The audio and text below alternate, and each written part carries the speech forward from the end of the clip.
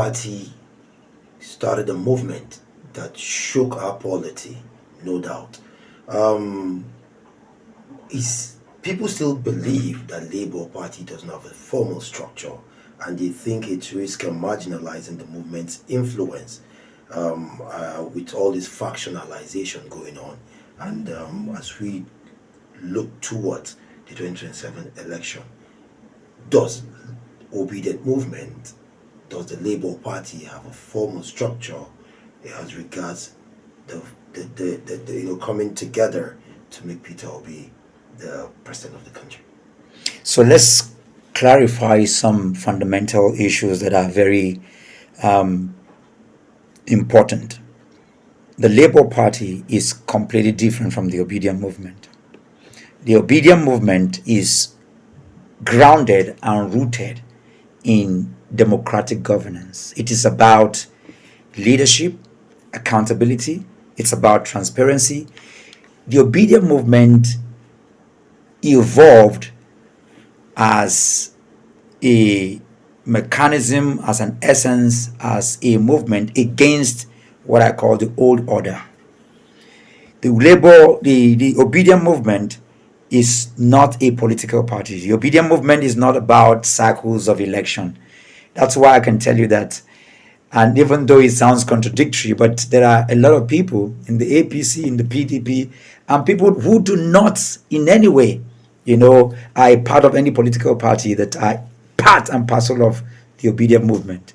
People voted for Mr. Peter Obi across board. These are people who follow a man, follow the ideals of character, of competence, of consistency towards what will bring about the reimagined Nigeria. And we're talking about a Nigeria where meritocracy is a baseline, where the rule of law, reigns supreme, where the ideals of our founding fathers, beyond the parochialism of tribe, of religion, or party affiliation. This is what the Obedient Movement is about. It's almost like the ANC movement or the civil rights movement, so it's way beyond party structure. It is grounded, and I can tell you, I've been to almost, half of the state in America, in the UK, in Ghana, in Kenya, everywhere. You now have obedient people, just like you have them all across the state in Nigeria. It's a movement that is driven by the ideals that is characterized and symbolized in some of the things we see in Mr. Peter Obi. So that's what the Obedient Movement is about. The Labour Party, yes, like any other party, is just concerned about the cycles of election. And so these are two different things, and it's important to clarify and put the measure there. However, it is the reason why you can see in just within 8 months, the Obedient Movement, because of the following of Mr. Peter Obi, were able to do that through the vehicle of the Labour Party. So it doesn't matter at all, whether Mr. Peter Obi is in Labour Party today or is in another party. The following, the galvanization, the organization, the mobilization of the Obedient Movement as a structure, is warehoused, with him as a candidate. And I can tell you that what you saw in 2023 is a rehearsal compared to this interview, or this engagement is not one for where I will spill out the strategies that we're putting in place. And as one who is serving as the Secretary General of the Obedient Movement, I can tell you that a lot is happening beyond agitation, beyond advocacy, beyond the mobilizations you're seeing. There's a concrete organization that is going on to put, a fundamental structures across board for the Obedient Movement, because we're going to be here. I know that Mr. Peter Obi is going to be president of Nigeria, but when he becomes president, he will go after 8 years or after 4 years. But the Obedient Movement is much bigger than that. The Obedient Movement is here to ensure that the reimagined Nigeria comes to light in our lifetime. Whilst Nigeria still awaits that day as 2027 approaches, there's been this talk about coalition. And I know per se from the Supreme Court pronouncement of the 2023 general elections, you probably would have gone through some of the electoral processes and the legalese. Is there or are there any reforms to your mind you would want change amended? And what is the Obidient Movement doing as regards the coalition talks? Mr. Peter Obi is talking with all parties regarding the coalition, and that invariably means that the Obidient Movement is, involved with that, because wherever he goes, that's where the Obidient Movement will be warehoused. So we're engaging with all parties as regarding the consultation, the coalition, and all the other consultations and engagement that is ongoing. The Obidient Movement is working on two major prongs that has to do with reforms, where the electoral reforms are concerned, because this is an existential matter. It is sacrosanct that we have electoral reform. It's also sacrosanct that we have judicial reform, because without these two, it's almost like governance and politics. While governance is what is required to keep a people and a nation together and move in harmony and attend to all the critical issues, politics is a process to governance. And if we don't clean out the polity and ensure that we have a credible process to governance, we're going to always have issues and trouble. You can see what we have with this regime. A regime that came into power with a lot of illegitimacy. You can never really govern the people well. And so it's important that we ensure that we have credible reforms in the electoral processes, where results, we do not have glitches, the processes that are required to ensure that results and announcements are made are clear for any layman to be able to understand, and following through the processes. And also it's important that we don't get into the place where we have today, where elections are won in courtrooms and in Aso Villa, not in the polling booths. Critical reforms are required. And more than anything else, the Obidient Movement is also working on the moral psyche of the people, because after all is said and done, Nigeria is a place where people break street lights, not because there is no street light. And so at the end of the day, it is a reform of the average Nigerian person to understand that it is a moral consciousness, because even the reforms that we have already in the electoral and the judicial, it's been broken by judges, by individuals, by people. The IRF did not just unplug itself. Somebody went there and pulled it out.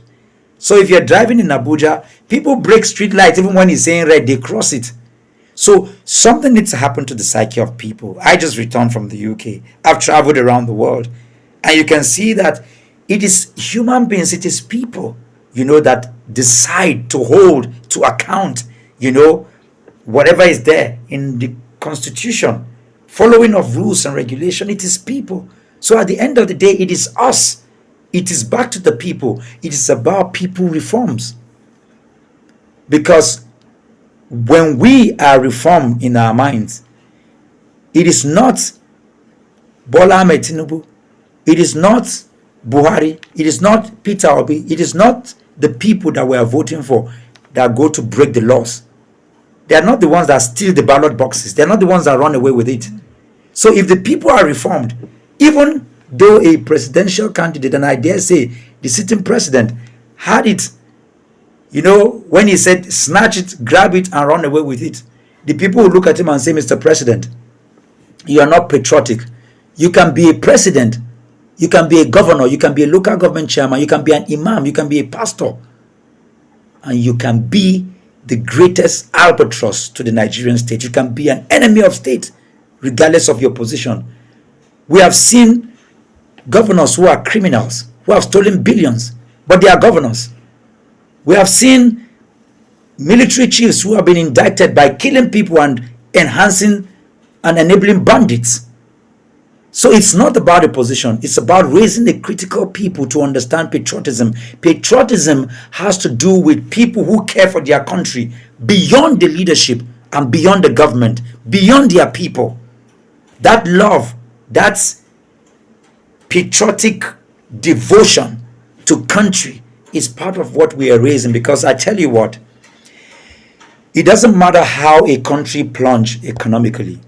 It doesn't matter how a country plunge in every other area. When the country plunges in the area of their morality, it's going to take God for them to rise up. And what we see today with this particular regime and what we're going through is a complete decimation of our value system. And that's why I'm speaking out. This is why the Obidient Movement is rising to ensure that the moral fabric of the consciousness of our people are not allowed to be completely broken.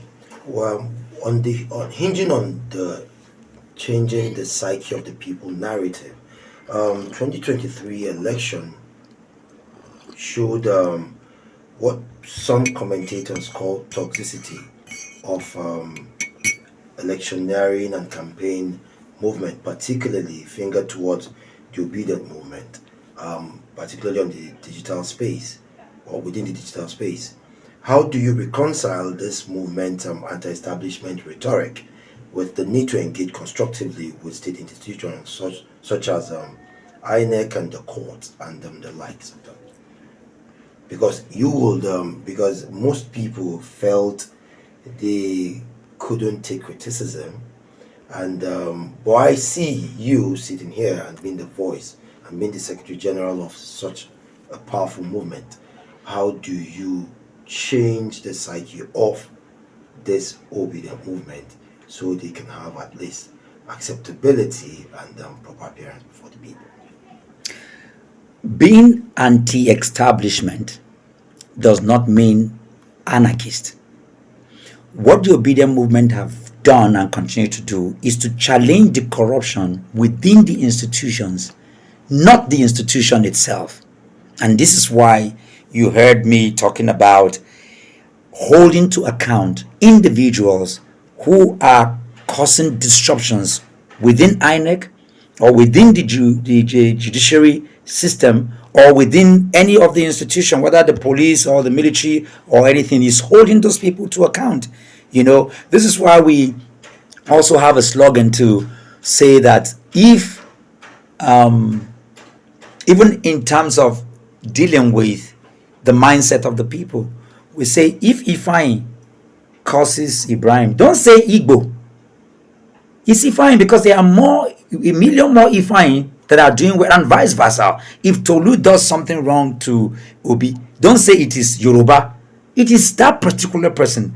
Do not demonize an entire more like institutions, yes, of a tribe or of a religion based on the activity of an individual. It's important to hold those individuals to account, and this is why we're raising the value of our consciousness of our people regarding that. Yes, the Obidient Movement play a lot of role in the digital space as we do in the physical spaces. And I ask you today, who were those who were punched in their eyes during the elections? Who were those who were burnt in Kano during the elections? Who are the people that were shot in River State? Who were those who were flogged in Lagos State because they would not vote for the ruling party? The Obedients were the ones at the receiving end. And yet, they wake up and change and say the Obedient are the ones.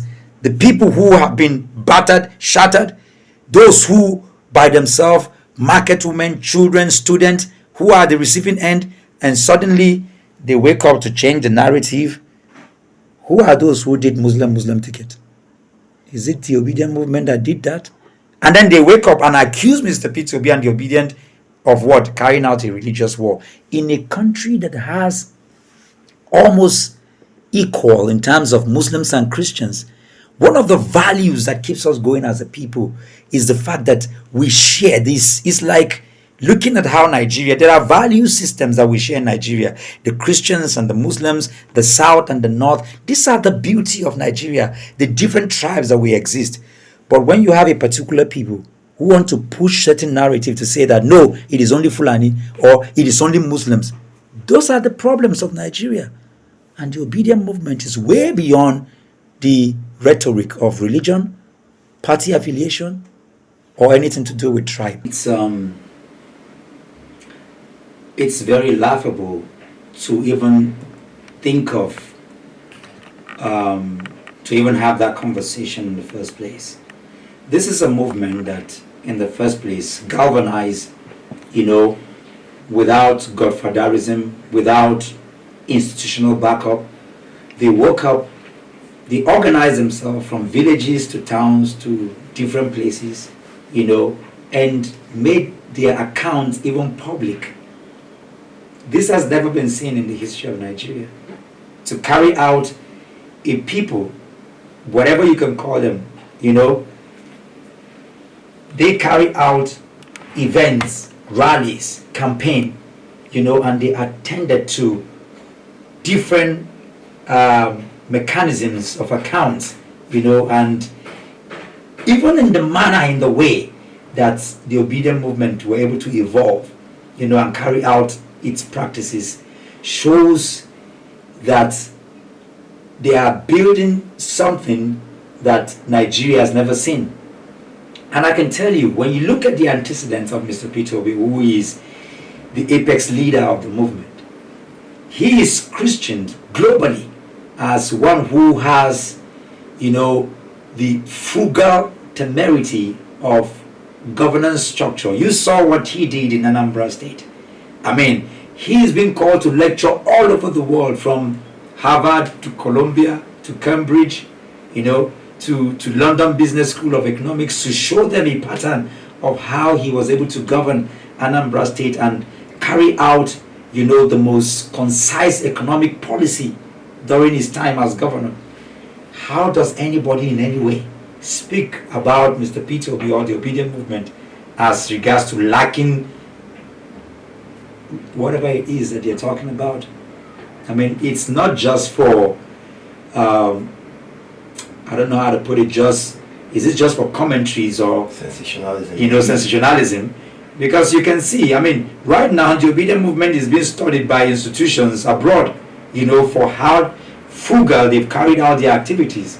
And here we are again, spin doctors, paid agents, trying to spin the stories, and but that is understandable and allowed. But I can tell you that in concrete terms, when you look at the manifesto of Mr. Peter Obi, vis-a-vis what the Obidient Movement are carrying out, there is no concise, framework that attend to how the country is going to be governed economically, and how when you have the time, we can go through and look at, his manifesto, and we can break it down, and you can look at how I can tell you that in the shortest possible time, Nigeria will be liberated, not just, physically, not just politically, but especially economically, because of his policy document. Youth were pivotal in 2023, no doubt. How will the Obidient Movement sustain the energy amid economic hardship and Labour Party's instability? It's very simple. And this is why, particularly within the leadership of the Obidient Movement, one of the things we're driving is to ensure that we feed the energy of the essence of what the Obidient Movement is all about. Yes, they are unemployed for most of them. Yes, they are at the receiving end of the brunt of these hardcore policies of this administration. But there comes a time in the life of a nation where patriots will have to rise. We are at a point right now where loyalties have been bought with billions and hundreds of nairas. You can see what is going on all around. This particular regime has been Christian with what money cannot buy, more money can buy. That is moral decadence. We've never been this low in the history of our country. But what are we doing? What we're doing, the Obidient Movement, is raising a critical mass of people. We're raising the consciousness of people.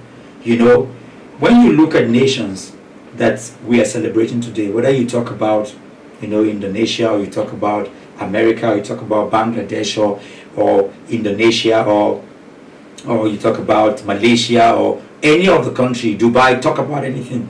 When you look back hundreds of years ago, they were in a more deplorable state than we are right now in Nigeria.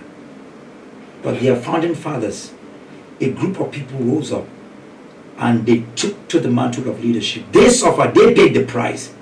But today we can celebrate them. Nigeria, and this is what we're sharing and teaching the Obidient Movement to know, that we are the founding fathers of the new Nigeria. So we will go through the pain. We will go through the hardship. We will not give in to the apathy. Yes, we will break through the poverty. We are not buyable. We are not sellable. We are not, it's non, the reimagined Nigeria is non-negotiable. We will die for it. We will live for it. This is what we're teaching our people, and this is what will bring about what we require, because we understand, and I can tell you, as somebody who has a PhD in environmental resource planning, people don't even understand that it's not even about NNPC. People don't understand what is happening with the Nigerian Mining Corporation. NNPC is just dealing with one product. The Nigerian Mining Corporation is dealing with about 50 to 100 different products. And this is where some of the most corrupt practices, where trillions of Nigerian naira is being, plunged out daily. And even that is just one. Nigeria is blessed. All the beautiful, how do I put it, weather elements cuts across Nigeria, which means that Nigeria can feed itself with sunlight electricity, with waste electricity, not just hydroelectricity. We can go on and on, but even all of the natural giftings that Nigerian has is just nothing comparable to the human beings in Nigeria. The average Nigerian is a bundle of not just talent, but an indomitable spirit that can lead the world. This is who we are as a people. And so, because we are so badly led, it looks as though we are nothing. And this is why it is important. And what we are doing is to ensure that we do not allow Nigerians to be broken. Because the day Nigeria gets a Nigerian president, not an Igbo president, not a Fulani president, not a Yoruba president, not my own Tom president, but the day a Nigerian who, when he's speaking, you're not looking at a Christian or a Muslim. You're not looking at an Igbo, Yoruba, or Igbo. And that's why when you listen to Mr. Peter Obi, you are listening to you are listening to the liberation of Nigeria economically. You're listening to somebody who is connected to Nigerians beyond tribe, beyond ethnicity. And that's why you hear him say, does any tribe buy bread cheaper? Hunger has no religion. Hunger has no tribe. These are the value systems that we're teaching, so that the obedient understand that what we want is that Nigeria where the child of nobody can be somebody, where meritocracy, where the rule of law, where what is required will be done, to be able to move us forward, to where we're supposed to be as a people. Is there any program in place to connect more Nigerians to the Obidient Movement and this ideology that you profess? I've been holding a lot of programs. During the May Day, I held a big event in Abuja. It was called May Day. Almost every month we hold one big physical meeting, but there are lots of meetings that are going on, within the digital space, where we're mentoring, we're educating, we're trying to see how we can liberate a lot of Nigerians who have been beaten, who have given up, because of the things that are happening. So yes, people can connect with me. You can connect with the Obidient Network. We're building, different dynamics, organize groups in different states and in different places, and of course, if you follow Mr. Peter Obi, his mentorship class and his classic and unique lectures across the world and everywhere, and even in the next few days, we're going to have series of different meetings in Abuja and other places where people can connect with, and learn about these programs and what we're doing. So yes, there are a lot of ways in which people can plug into and learn of what's going on.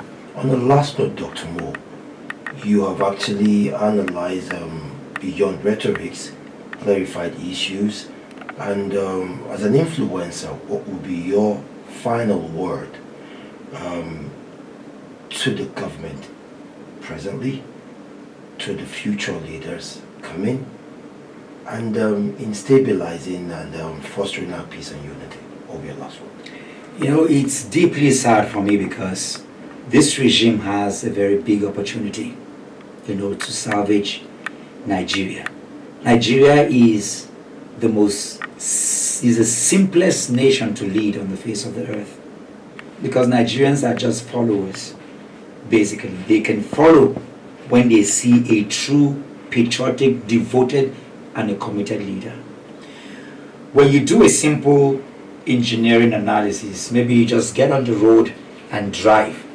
When you drive, take any of the road in Nigeria, maybe let's say you drive from the airport, stop in the middle of the road, turn, and begin to go back in the opposite direction. You know what Nigerians will do? Without asking questions, Nigerians will begin to follow.